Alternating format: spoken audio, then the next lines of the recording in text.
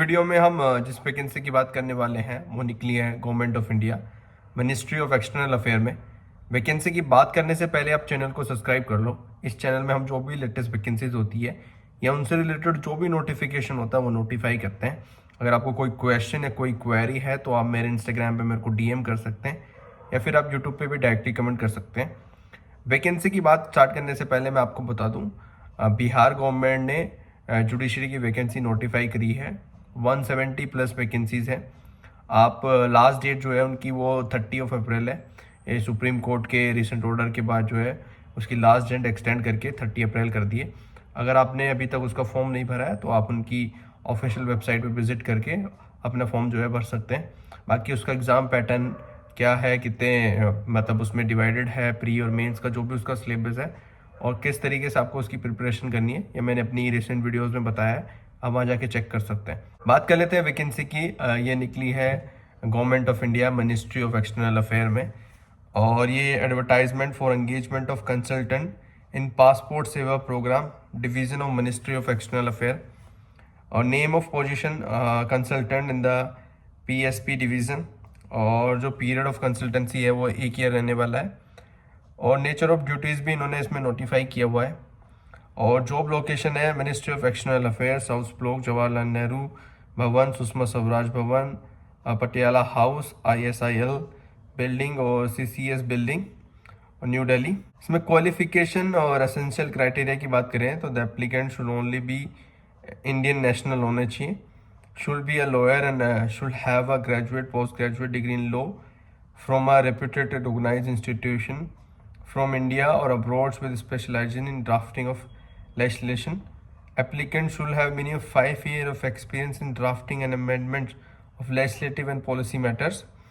Preference will be given to lawyers who have been legal researchers working on issue related to administration. Excellent writing skill in both Hindi and English language are necessary. Applicant should be between 30 to 50 years as on the last date of submission of application and should be of sound health.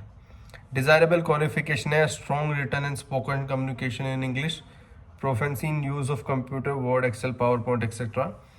Remuneration की इसमें बात करें तो 10 lakh per annum and deduction of the applicable जो भी taxes हो गए और the engagement will be strict contractual base पे रहने वाली है, नो HRA।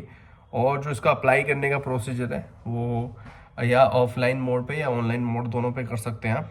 ऑफलाइन मोड पे आपको रजिस्टर पोस्ट एक एनवेलप पे जो कि लेबर्ड होगा उस पर लिखा हुआ application for the position of consultant in PSP division ministry of external affair और ये आपको सेंड करना है under secretary PFP and PG ministry of external affair, room number 4071, Jawaharlal Nehru भवन 23D, जनपद न्यू दिल्ली।